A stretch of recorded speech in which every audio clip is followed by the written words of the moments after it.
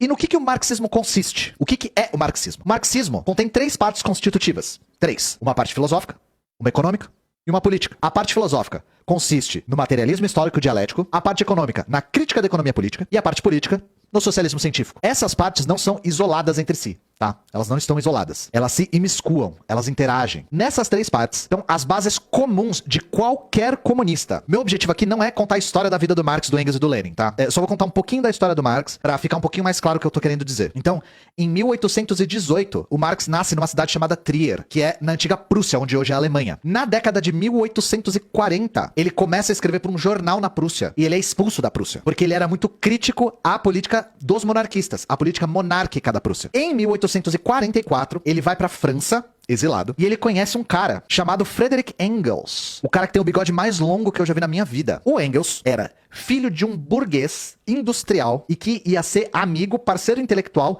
e mecenas do Marx. E pra quem não sabe, mecenas é quem financia algum projeto. Então sim, o Engels era filho de um burguês, mas o Marx não. O Marx, ele tinha estudado filosofia na Universidade de Berlim. E lá, ele fez parte de um grupo chamado Jovens Hegelianos. Aqui tem uma ilustraçãozinha dos Jovens Hegelianos, né? Como o nome já diz, o Marx, estudando filosofia na Universidade de Berlim, ele foi muito influenciado pela filosofia dominante na Alemanha nessa época, que era a filosofia do Hegel. E aí, na década de 40, o Marx e o Engels, eles começam a elaborar uma crítica aos Jovens Hegelianos. Eles começam a divergir dos Jovens Hegelianos e divergir do próprio Hegel. Essa crítica que o Marx e o Engels fazem ao Hegel e aos Jovens Hegelianos ia consistir o pilar filosófico do marxismo. Então vamos lá, voltando para o início da nossa explicação. Vocês sabem que o comunismo é o conjunto de princípios da libertação da classe trabalhadora. Colocando em outras palavras para ficar mais claro. O objetivo final é fim das classes, fim da propriedade privada dos meios de produção e o fim do Estado. E aí, já deve estar surgindo na mente de algumas pessoas que ouvem falar disso pela primeira vez, mas isso não é utópico? Isso não é idealismo? Já ouviram falar que o comunismo é utópico? Que é uma utopia? Que os comunistas são idealistas? Então, mal sabem as pessoas que nunca entraram em contato com o comunismo que o comunismo surge